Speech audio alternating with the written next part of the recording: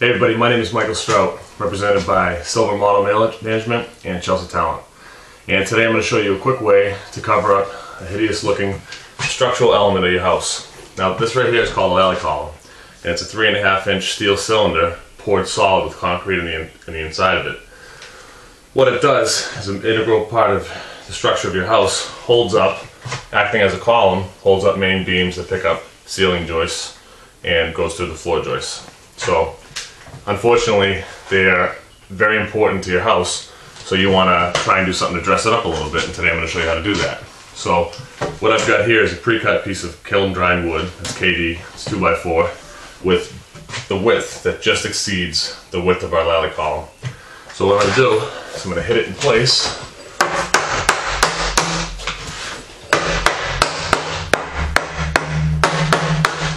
So that the sides line up, and then I'll be able to put a piece of trim using this as a cleat. So now we've got it lined up. Check it for level.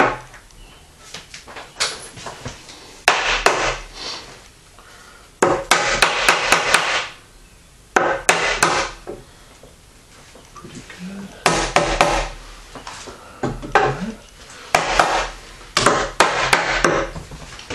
Looks pretty good there.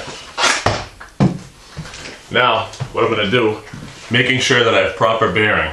Bearing meaning that I'm going to hit framing up top, and I want to hit framing down the bottom. So now, I'm just going to take my framing gun and secure it to the top.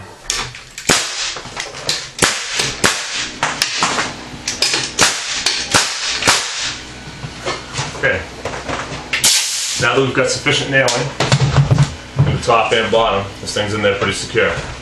Again, the sides just have to exceed the lally column so that when a trim goes on, no wood touches the bare metal. When condensation occurs on bare metal, it can leak over into your wood and cause it to rot out, which defeats the purpose of fixing it in the first place. So now comes the part where we dress it up.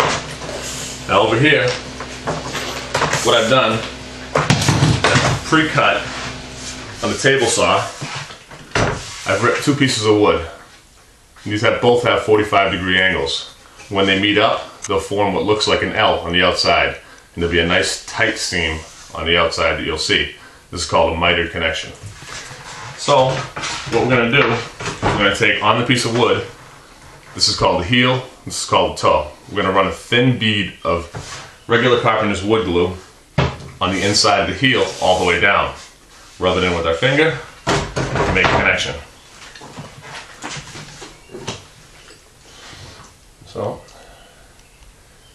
just going to put a thin, real thin bead glue all the way down.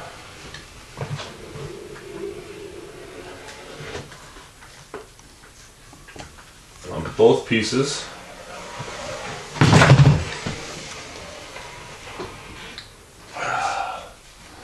Good. Rub this in with that finger. And we're ready to nail. So now, I'm going to take a regular finish gun, 2-inch nails.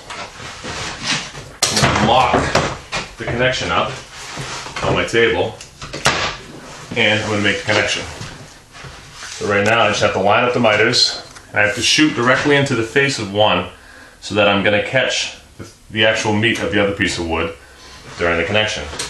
So, holding them together, just lining it up by sight.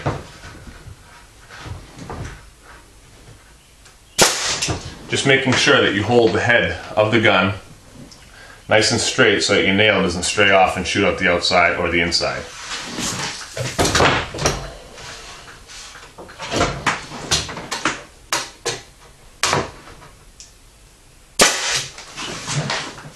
You want to nail it about every 16 inches on center.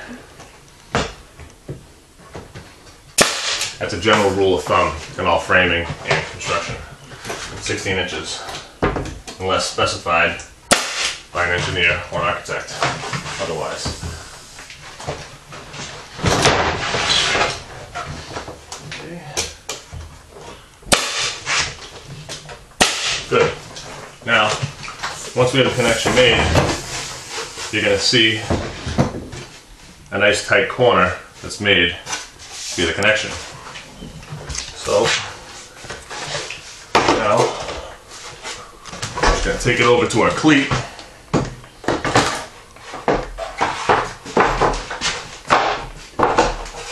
We're going to line it up, just double checking the level